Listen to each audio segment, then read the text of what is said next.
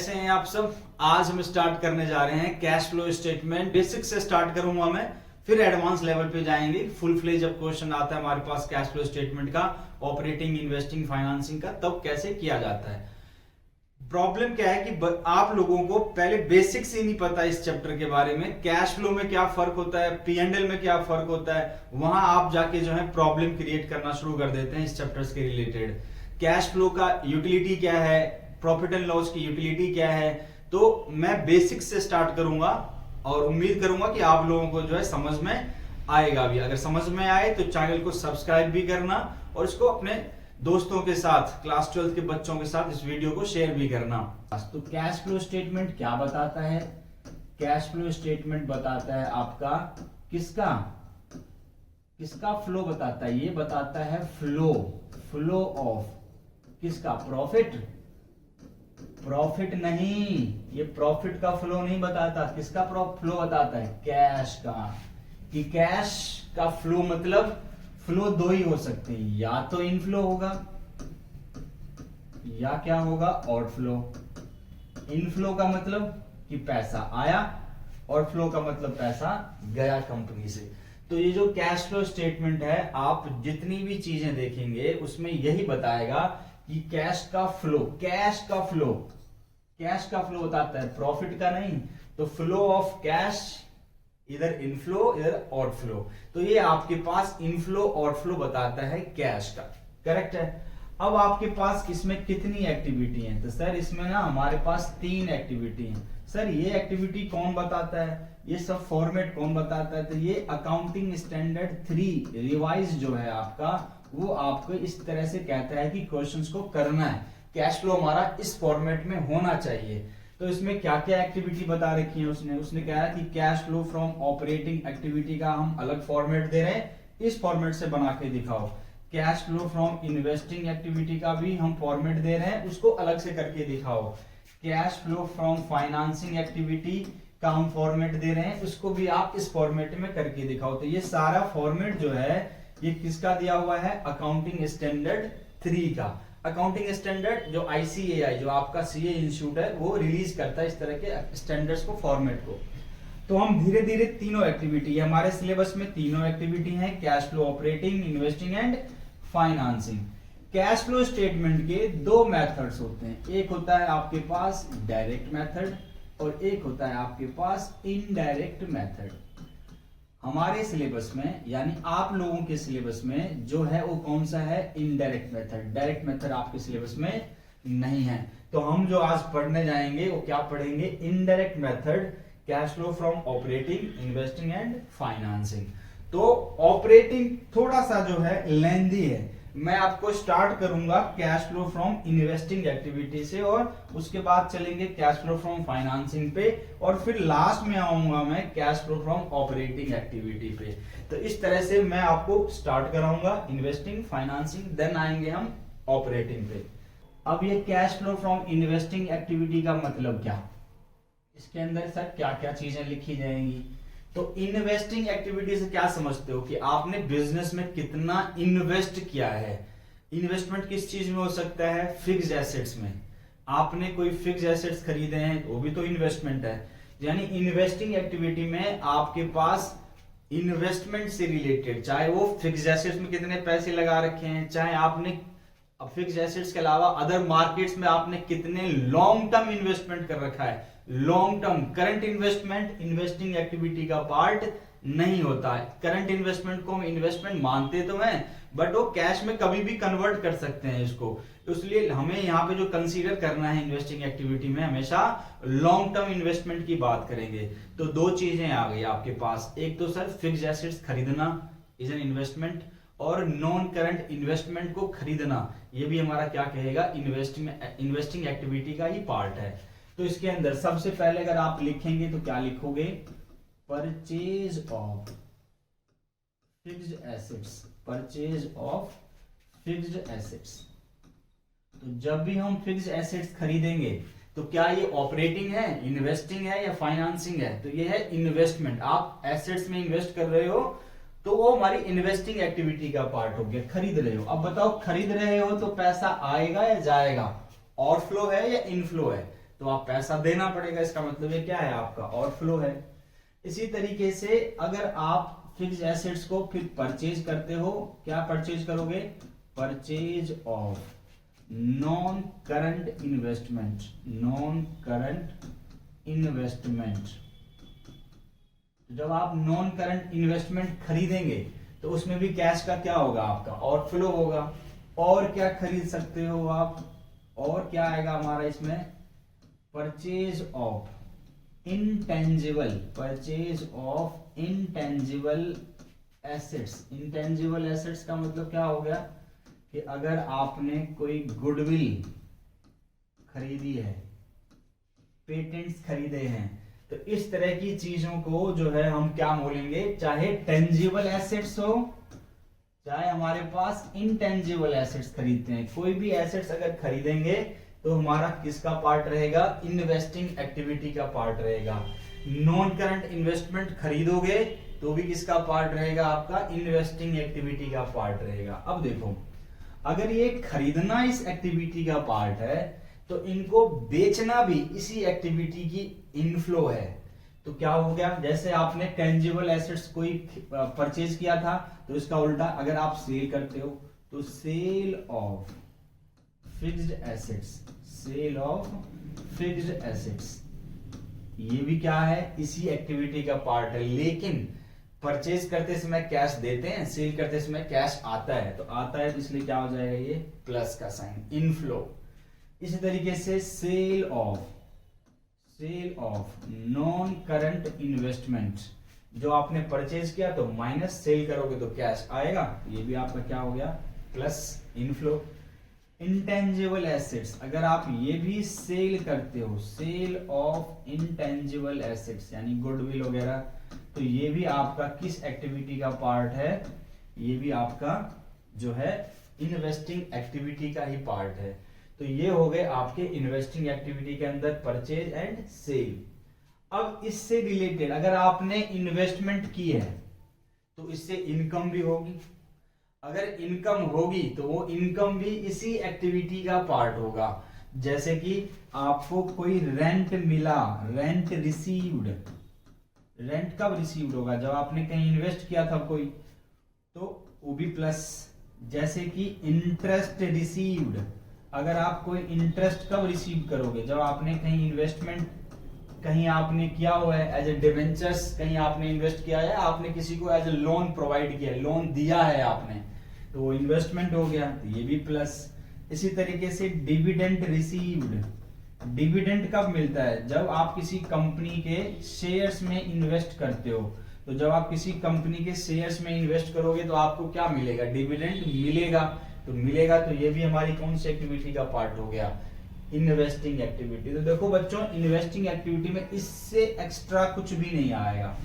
Purchase of fixed assets, non current investment, tangible assets, intangible assets, sale of fixed assets, non current investment और intangible assets, और इनसे related जो आपकी income थी investment से related, वो भी आपको इसी एक्टिविटी के अंदर इंक्लूड करना है। तो ये तो था आपका इन्वेस्टिंग एक्टिविटी का फॉर्मेट, यही है फॉर्मेट। फिर लास्ट में आप क्या करेंगे, इसका लास्ट में आप जो है इसका टोटल अमाउंट निकाल लोगे। जो टोटल अमाउंट निकलेगा that is called cash flow from investing activity. ये आपका जो है cash flow from investing activity का आंसर हो जाएगा आपका। समझ में आ गई बात, तो इसका स्क्रीनशॉट ले लो, इसका स्क्रीनशॉट ले लो आप लोग, ठीक। अब क्या है, अब आपको सर इसमें क्या करना है, तो देखो डायरेक्टली कभी क्वेश्चन आपको ये नहीं बताएगा कि फिक्स्ड एसेट्स का कितने को हमने बेचा, कितने में हमने खरीदी, ये डायरेक्टली क्वेश्चन में आपको प्रोवाइड नहीं करेगा। आपको उसका ओपनिंग क्लोजिंग बैलेंस दे देगा, आपको फिक्स्ड एसेट्स का, चाहे नॉन करंट इन्वेस्टमेंट का, चाहे गुडविल का, हम जिसकी भी बात करेंगे तो डायरेक्टली नहीं बताएगा कि परचेज इतना है, सेल इतना है। अगर इतना दे दे तो फिर तो मौज ही हो जाएगी, परचेज को आप माइनस करोगे, सेल को आप प्लस कर दोगे, लेकिन वो डायरेक्टली बताएगा नहीं, आपको ओपनिंग बैलेंस दे देगा। फिक्स्ड एसेट्स का भी, नॉन करंट इन्वेस्टमेंट का भी ओपनिंग क्लोजिंग बैलेंस दे देगा। इससे आपको ढूंढना पड़ेगा कि हमने कितने के खरीदे हैं और कितने के बेचे हैं। इसीलिए आपको यहाँ पे जो है लेजर सीखना जरूरी हो जाता है क्लास 11th का। जो अगर आपने वहां नहीं पढ़ी थी तो मैं अभी कराऊंगा, आप उसको ध्यान से देखिए। जब तक आप वो लेजर नहीं बना पाओगे तो आप परचेज और सेल का अमाउंट ढूंढ ही नहीं पाओगे। तो कैसे परचेज, कितना अमाउंट परचेज था, कितना अमाउंट सेल था। तो मेरे साथ साथ आ जाइए। अब आप सीखेंगे एडजस्टमेंट यानी लेजर।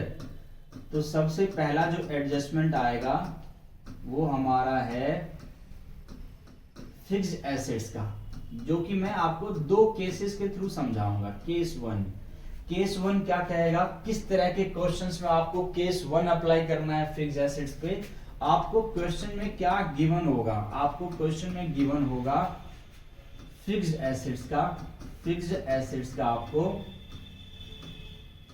ओपनिंग बैलेंस और क्लोजिंग बैलेंस, ये दोनों गिवन होंगे, सिर्फ यही दोनों गिवन होंगे। फिक्स्ड एसेट्स का ओपनिंग बैलेंस गिवन होगा और क्लोजिंग बैलेंस गिवन होगा, बस। और नीचे आपको एडिशनल इंफॉर्मेशन दे देगा। एडिशनल इंफॉर्मेशन क्या दे देगा कि हमने कितने के एसेट्स को बेचा, कितने में बेचा, प्रॉफिट हुआ, लॉस हुआ, वो सब आपको नीचे सेल्स की इंफॉर्मेशन या डेप्रिसिएशन की इंफॉर्मेशन नीचे गिवन कर देता है। अब आपको देखो अकाउंट कैसे बनाना है, इसको ध्यान से देखो। फिक्स्ड एसेट्स का आपको क्या बनाना है, लेजर। आप फिक्स्ड एसेट्स का बनाएंगे लेजर।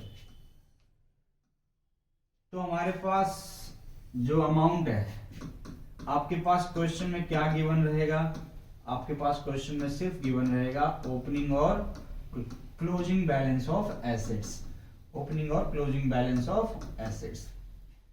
अब आपको ये देखना है कि सर ये जो ओपनिंग बैलेंस है ये लेजर में डेबिट में पोस्ट होता है या क्रेडिट में पोस्ट होता है। तो ये कहां पोस्ट होता है, और डिपेंड करता है कि आप जिसका लेजर बना रहे हो उसका नेचर क्या होता है, उसका नेचर क्या है। तो फिक्स्ड एसेट्स का नेचर क्या होता है, डेबिट। किसी लायबिलिटी का अकाउंट बना रहे होते तो उसका नेचर क्या होता है, क्रेडिट। तो फिक्स्ड एसेट जो है आपका डेबिट नेचर का होता है, इसलिए इसका ओपनिंग बैलेंस डेबिट में लिखा जाएगा। तो यहां क्या लिखेंगे आप, to balance brought down BD। और इसका क्लोजिंग बैलेंस इसके अगेंस्ट में आता है, तो बाय बैलेंस CD जो है हमारा यहां आ गया और ओपनिंग बैलेंस यहां आ गया। तो आई होप कि ये बात समझ में आ गई कि हम ओपनिंग बैलेंस कहां पे पुट करेंगे, डेबिट में पुट करेंगे या क्रेडिट में पुट करेंगे। तो ये इसके नेचर पे डिपेंड करता है। अच्छा, अब डेप्रिसिएशन लगाओगे तो डेप्रिसिएशन किधर आएगा, बाय डेप्रिसिएशन। ये डेप्रिसिएशन कौन सा होगा, ड्यूरिंग द ईयर, यानी इस साल कंपनी ने कितने डेप्रिसिएशन लगाया एसेट्स पे, वो डेप्रिसिएशन यहां आ जाएगा। वो आपको एडिशनल इंफॉर्मेशन में गिवन होगा। फिर आपको और क्या देखना है, सेल करोगे तो क्या करोगे, entry by bank sale of assets. अब सेल करोगे तो दो चीज हो सकती है, या तो प्रॉफिट या लॉस। लॉस होगा तो आपका इधर आएगा प्रॉफिट एंड लॉस, और अगर प्रॉफिट हो गया इन केस तो आप इधर लिखेंगे to profit and loss, profit या gain on sale of assets. अब ये सब कर लेने के बाद आपके पास इस अकाउंट को जब आप टैली करोगे जब इस अकाउंट को, तो इधर ज्यादा अमाउंट आ रहा होगा, इनको प्लस करोगे, फिर ये और ये जो है अमाउंट इसमें से आप सबट्रैक्ट करोगे तो इधर डिफरेंस आ रहा होगा। इस डिफरेंस को जो है इधर हम लिखेंगे किस नाम से, टू बैंक परचेज है। इसका मतलब ये जो डिफरेंस हुआ है ये किसका अमाउंट होगा, परचेज का। आपको ये ढूंढना पड़ेगा इस अकाउंट में से। अगर आप ये ढूंढोगे नहीं तो आप उसको पुट ही नहीं कर पाओगे कि परचेज कितना था। अच्छा, इसकी पोस्टिंग मैं आपको अब बता देता हूं कि इनकी पोस्टिंग कहां पे, किस एक्टिविटी में कौन कौन सी चीजें जाएंगी। तो पोस्टिंग देखिए, बैलेंस BD किसी भी लेजर का किसी भी एक्टिविटी में नहीं जाएगा। एक्टिविटी मतलब ये cash flow, operating, investing, financing कहीं नहीं जाएगा किसी भी लेजर का ओपनिंग और क्लोजिंग बैलेंस। डेप्रिसिएशन ये आपका ऑपरेटिंग एक्टिविटी में प्लस हो जाता है। सेल, अभी मैंने बताया था सेल ऑफ एसेट्स कहां जाएगा, इन्वेस्टिंग एक्टिविटी में ये प्लस, क्योंकि इसमें कैश का इनफ्लो हो जाएगा। लॉस ये हमारा ऑपरेटिंग एक्टिविटी में प्लस हो जाता है। फिर ये gain on sale of fixed asset ये ऑपरेटिंग एक्टिविटी में लेस हो जाएगा। और परचेज ऑफ फिक्स्ड एसेट्स ये आपका इन्वेस्टिंग एक्टिविटी में माइनस हो जाता है, सबट्रैक्ट, क्योंकि इसमें कैश का आउटफ्लो हो गया।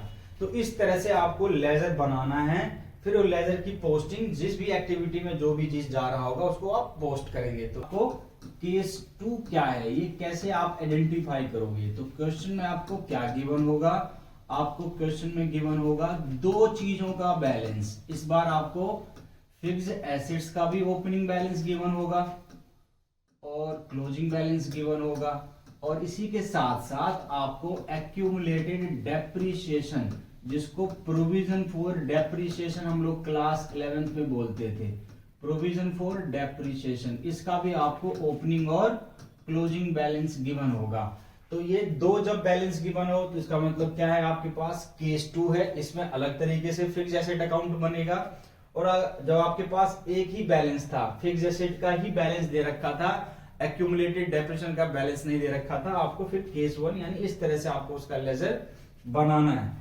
तो हमारे पास आ जाए फिक्स्ड एसेट्स का, तो आप इसमें कैसे बनाओगे? इसमें आपको दो अकाउंट बनाने पड़ेंगे, फिक्स्ड एसेट्स अकाउंट। तो फिक्स्ड एसेट जब अकाउंट बनाओगे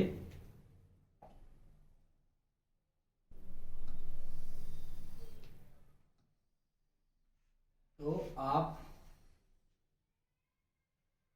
दो अकाउंट बनाएंगे, एक बनाएंगे फिक्स्ड एसेट्स और एक बनाएंगे आप एक्यूमुलेटेड डेप्रिसिएशन का अकाउंट, एक्यूमुलेटेड डेप्रिसिएशन का अकाउंट। अब देखो ध्यान से, अब आपको क्वेश्चन में जो है क्या गिवन होगा, आपके पास दो बैलेंसेस गिवन होंगे, फिक्स्ड एसेट का ओपनिंग क्लोजिंग बैलेंस।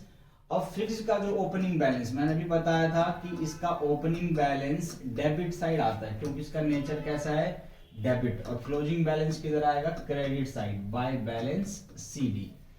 अब accumulated depreciation, provision for depreciation, दोनों एक ही चीज है, ये लायबिलिटी होती है, तो इसका जो बैलेंस होता है वो आपको क्रेडिट में लिखना पड़ेगा, ओपनिंग बैलेंस। ये ध्यान रखने वाली बात कि एक्यूमुलेटेड डेप्रिसिएशन का ओपनिंग बैलेंस क्रेडिट में आएगा और इसका क्लोजिंग बैलेंस जो है फिर इसके अपोजिट में आएगा, डेबिट में आ जाएगा।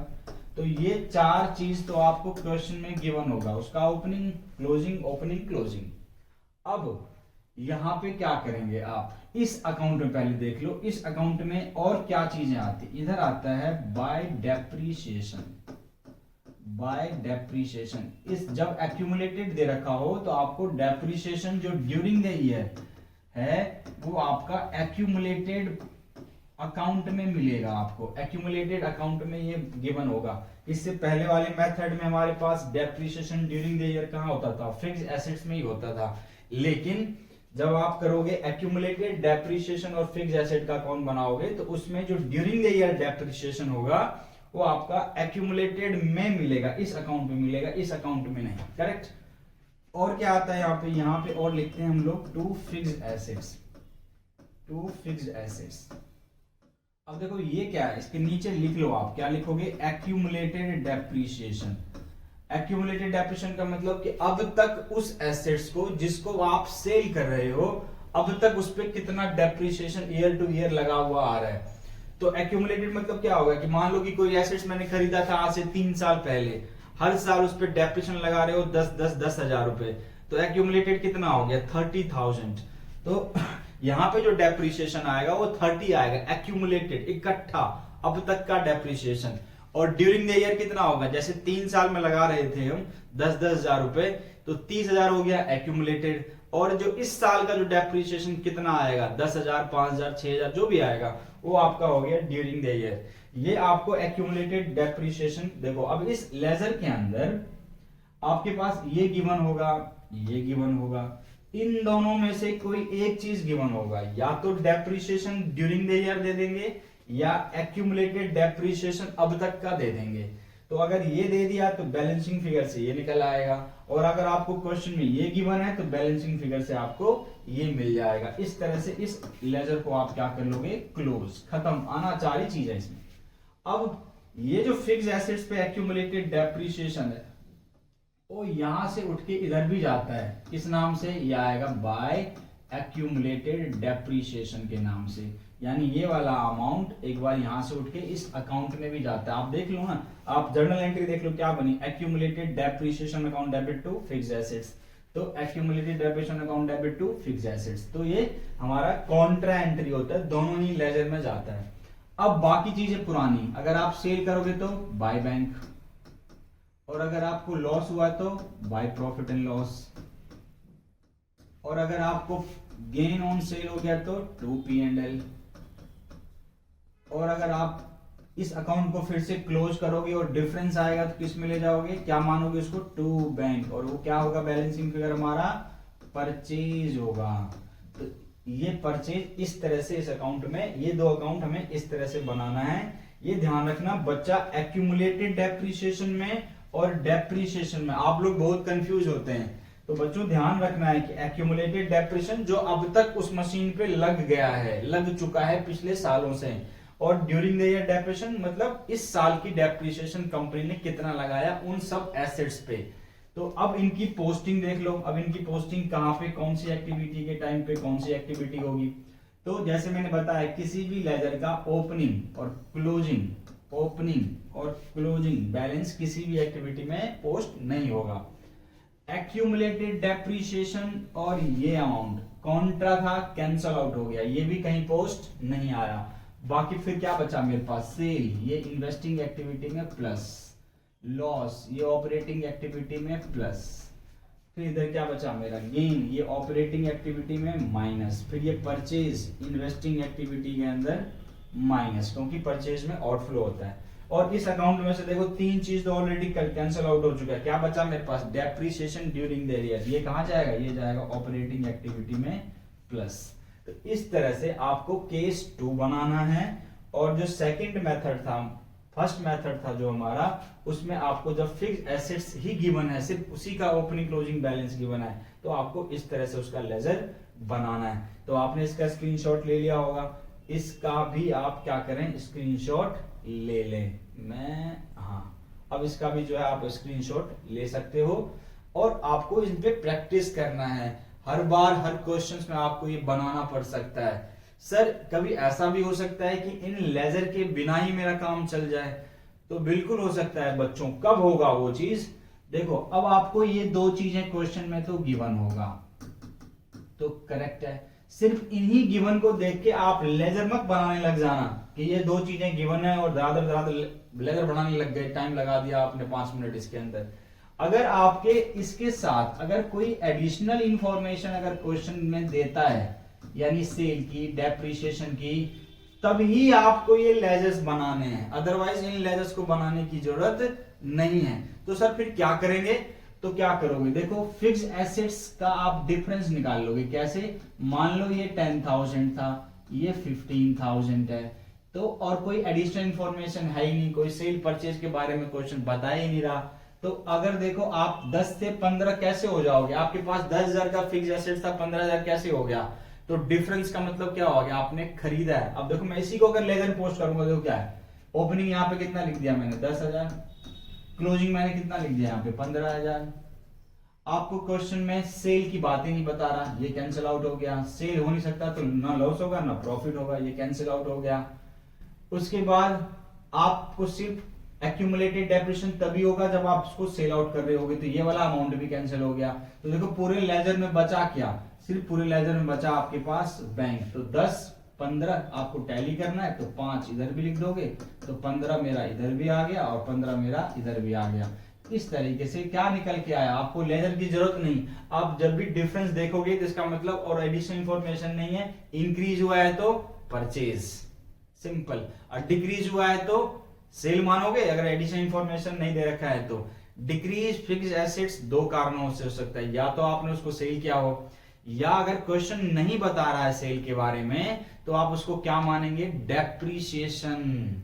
उसको सेल मत मान लेना, उसको क्या मानोगे, डेप्रिसिएशन। हाँ, लेकिन लैंड पे उल्टा है, अगर लैंड की वैल्यू डिक्रीज कर रही है तो उस पे डेप्रिसिएशन आप एज्यूम नहीं करोगे, उसको आप क्या मानोगे, सेल मानोगे। लैंड के अलावा जितने भी फिक्स्ड एसेट्स हैं आपके, उन सब वैल्यू, अगर उन सब एसेट्स की वैल्यू डिक्रीज करती है तो सेल हो सकता है या डेप्रिसिएशन। सेल के बारे में क्वेश्चन बताएगा, नहीं तो आप क्या एज्यूम करोगे कि इस पे डेप्रिसिएशन है, करेक्ट। और इनका डिफरेंस देख लो, ये पहले था मान लो 1000, अब हो गया 1500, तो ये 500 से इंक्रीज कर गया। तो क्यों इंक्रीज कर गया, इसका मतलब मैं अगर देखूं, मैं यहाँ लिखूंगा 1000, यहाँ देखूं 1500, ये है ही नहीं अमाउंट। एक्यूमुलेटेड डेप्रिसिएशन सेल के टाइम पे होता है, ये है ही नहीं। तो आपके पास इन दोनों का डिफरेंस कितना आया 500, तो इसका मतलब ये 500 क्या कहलाएगा मेरा डेप्रिसिएशन। तो जब एडिशनल इंफॉर्मेशन क्वेश्चन में गिवन ना हो तो आपको लेजर बनाने की जरूरत नहीं है। लेजर तभी बनाना है जब आपको इन बैलेंस के अलावा एडिशनल इंफॉर्मेशन भी क्वेश्चन देता है उस पर्टिकुलर एसेट्स के बारे में। समझ में आया? तो आपको ये इन्वेस्टिंग एक्टिविटी प्रैक्टिस, और आपके साथ साथ इसके अलावा कभी कभार क्या होता है, हमारा नॉन करंट इन्वेस्टमेंट का भी अकाउंट बनाना पड़ जाता है। नॉन करंट इन्वेस्टमेंट का, तो इसका भी अकाउंट देख लो ये कैसे बनता है। मेरे साथ साथ आप लोग इसका भी अकाउंट बना लें, नॉन करंट इन्वेस्टमेंट का। इसका भी क्वेश्चन में क्या गिवन होगा, ये भी आपको तभी बनाना है, लेजर तभी भी बनाना है किसी भी चीज का जब आपको एडिशनल इंफॉर्मेशन क्वेश्चन में गिवन हो। तो नहीं है तो आपको ओपनिंग क्लोजिंग बैलेंस दिया है, इसका भी नेचर कैसा होता है डेबिट, क्योंकि ये भी एसेट है। इसका ओपनिंग बैलेंस डेबिट में आएगा, इसका क्लोजिंग बैलेंस जो है आपका क्रेडिट में आएगा। और क्या देगा एडिशनल इंफॉर्मेशन में कि सेल कर दिया, तो जैसे एसेट्स को बेचते थे इधर को इसको बेचेंगे, इन्वेस्टमेंट को भी, बैंक सेल। अब सेल करोगे तो दो चीजें निकल के आ सकता है, या तो प्रॉफिट एंड लॉस में लॉस जा रहा होगा, या आपको उस एसेट्स को बेचने से आपको गेन हो रहा होगा। तो गेन हो रहा होगा तो इधर आ जाएगा, या प्रॉफिट हो रहा होगा तो इधर आ जाएगा। अब इन इन्वेस्टमेंट पे इंपॉर्टेंट क्या है, फिक्स एसेट्स और इन्वेस्टमेंट अकाउंट में कि फिक्स एसेट्स पे डेप्रिसिएशन लगता है और इन्वेस्टमेंट पे कभी भी डेप्रिसिएशन नहीं लगेगा। तो इसका मतलब डेप्रिसिएशन इस अकाउंट में कभी आएगा, कभी भी नहीं आ सकता। आपका इन्वेस्टमेंट अकाउंट में डेप्रिसिएशन कभी भी नहीं आ सकता। मैं लिख के कैंसिल कर रहा हूं ताकि आपको याद रहे कि डेप्रिसिएशन इस अकाउंट में कभी नहीं आएगा। फिर सर बचा क्या, डिफरेंस जो आएगा, जैसे फिक्स एसेट्स में डिफरेंस कहाँ आता था, हम परचेज मानते थे इसको, तो इस वाले अकाउंट में भी इसको हम क्या मानेंगे, परचेज मानेंगे, सिंपल। अब इनकी पोस्टिंग में भी बता देता हूं। सेल आपको पता ही था, इन्वेस्टिंग एक्टिविटी में प्लस, लॉस ऑपरेटिंग एक्टिविटी में प्लस, ओपनिंग क्लोजिंग कहीं जाएगा ही नहीं, गेन है तो ये ऑपरेटिंग एक्टिविटी में माइनस, और ये परचेज जो है आपका इन्वेस्टिंग एक्टिविटी में माइनस। इस तरह से आपको ये तीनों लेजर, इन्वेस्टमेंट का, फिक्स एसेट्स का, और आपके पास फिक्स एसेट के दो हो गए, ये बढ़िया तरीके से प्रैक्टिस कर लो आप लोग, आपको अच्छी तरीके से कैश फ्लो समझ में आने लग जाएगा। Thank you.